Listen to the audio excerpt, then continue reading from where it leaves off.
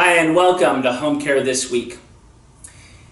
Making a diagnosis or recognizing an issue that is something one versus another can be really important.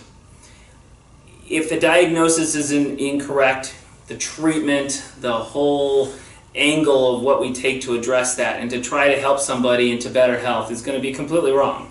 So it's really important that as non-physicians, we get a professional to be able to diagnose and treat a certain issue or symptoms or a disease appropriately. One of those confusing ones can be Alzheimer's and other forms of dementia versus depression.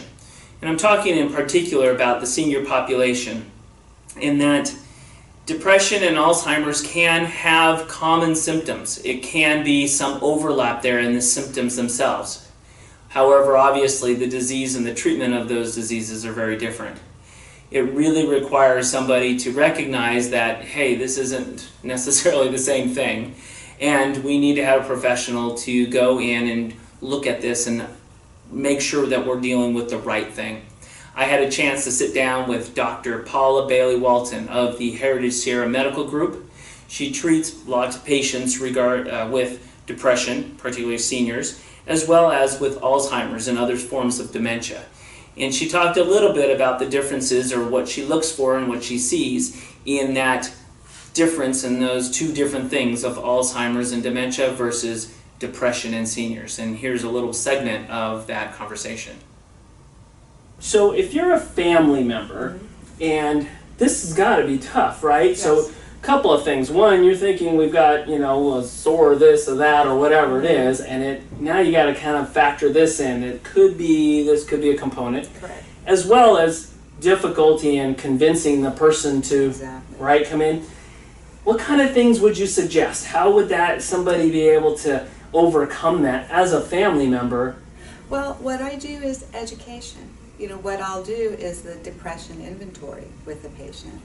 And we'll talk about the fact that they've got anxiety, that they're worrying, that they've got low energy, that they're not sleeping, focusing, that they feel overwhelmed, that they feel guilty, hopeless, helpless, worthless. And those feelings, when we look at the constellation of symptoms and we say, well, wow, look at this, you actually meet the criteria for major depression. They are surprised, they are educated, Wow. and they are more open to management for that. Gotcha. So important then for families to consider that this is an aspect of their health. Right. To keep it as a sort of all factors to consider when thinking of things, and to maybe talk to the doctor and a lot of times what we end up with is what we see is the family members, a daughter or a son, are talking to the doctor as well. Right. And so that should be something that they should be talking to the doctor at the same time with, right? Exactly. About their mom or dad. Right.